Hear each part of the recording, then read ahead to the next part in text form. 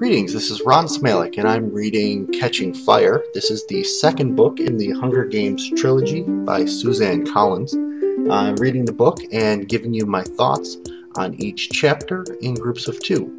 Hope you enjoy. Alright, so I'm going to talk about part 3 of Catching Fire.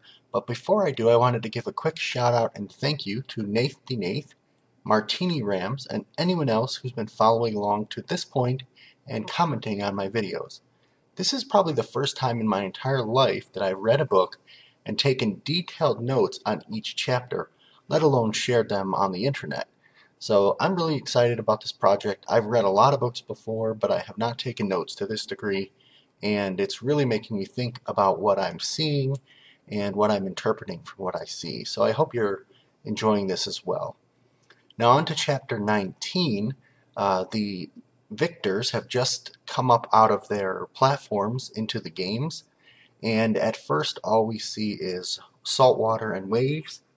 Katniss thinks that there was no pool in the training, so the only ones really handled or able to handle this are Finnick, who is from the fishing district, and anyone that happens to already know how to swim.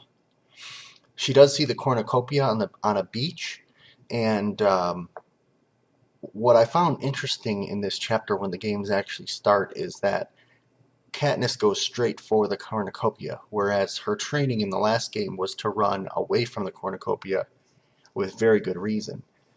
Here, she happens to get there pretty fast, and she's confronted by Finnick Odair, the man with the trident, and they're trying to decide if they're going to kill each other when she notices that he's wearing Hamish's armband.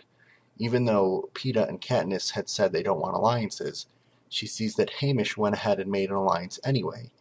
So she respects that momentarily, and Finnick and Katniss fight. So Katniss shoots at Brutus, who blocks with his belt held between his two hands, which I thought was a pretty cool move. And some purple liquid comes out, and I thought this was a little bit suspicious, but we'll find out that it's not that big of a deal shortly. Just another little detail that Suzanne Collins put in that I enjoy.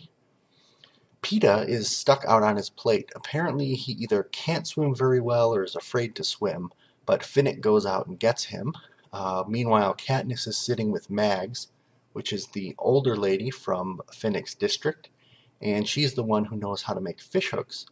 So Katniss realizes, hey, this is pretty good luck that we have somebody who can fish, although thinking ahead to what I've already read, I don't think fishing ever comes into, maybe it does a little bit, but inconsequential. Anyway, we find out that the belts are flotation devices, so that was what the purple liquid was inside of Brutus's belt.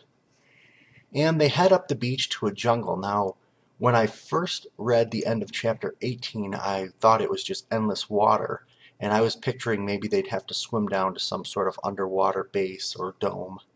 And then, when I heard about the cornucopia on a beach, I thought it was just a small island, but it turns out there's a whole jungle and everything, so it's not as much water as I thought.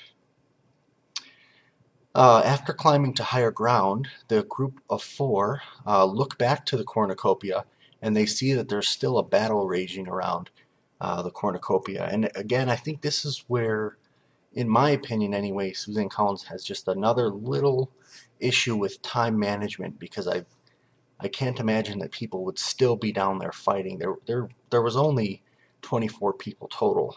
That said, 8 of them are now dead, which Katniss notices is less than last year, and I think that's because they're basically bigger alliances. Katniss basically realizes she needs to kill Finnick now, get it over with before anything goes much further, before he has a chance to stab her in the back. But he's ready for her, he's ready to block, but he's not attacking her. And Peeta obviously sees this and steps in between them. They go looking for fresh water, which is a good idea since they're surrounded by salt water, although it doesn't seem to bother them too much later. If you've ever swam in a saltwater ocean and got some in your mouth, it's not pleasant.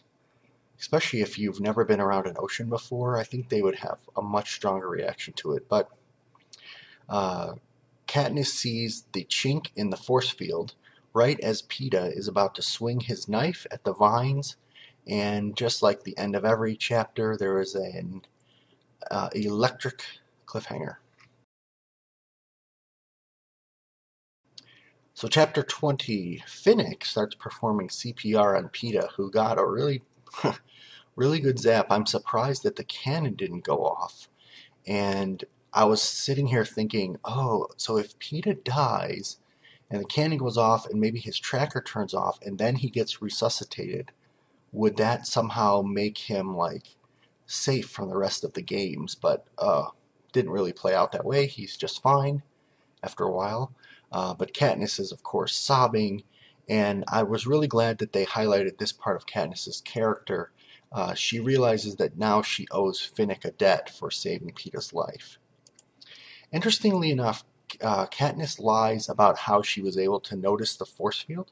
She says that she could hear it with her left ear, which is the one that was bionic. Well, the one that was repaired by the Capitol. We don't really know if it's a bionic ear, but actually, now that I say this, that could be how the Capitol's been keeping tabs on her all year long, if it was. And she wonders what the Capitol and the audience reaction to this is, because if her ear gives her an advantage in the games, then perhaps those doctors that worked on her ear are getting in trouble back home. As far as I know, we don't ever find out if that's the case. And as far as I know, this slight deception doesn't come back to haunt her, at least as far as I've gotten in the rest of the book. They begin throwing nuts at the force field to roast them, and Katniss basically climbs up high enough to determine and confirm that they are covered under a dome. I don't remember in book 1 if they ever confirmed that they were in a dome, so perhaps the movie makers were just combining elements from book 2 and book 1 together.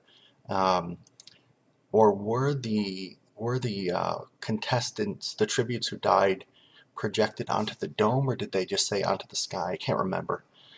In any case, she does a little hunting, catches something that's, I guess, like an opossum. It has a wet muzzle, so she knows that it's getting water somehow, but they can't figure out how, and they cook the possum against the force field, which I thought was resourceful. Sponsor sends a strange metal tube, and it took me a few minutes to figure out exactly what this was. I had an idea, but I wasn't sure, but it's called a spile, and a spile apparently is something that you pound into the bark of a tree, and it hits a water vein, I guess, within the tree, and water comes out.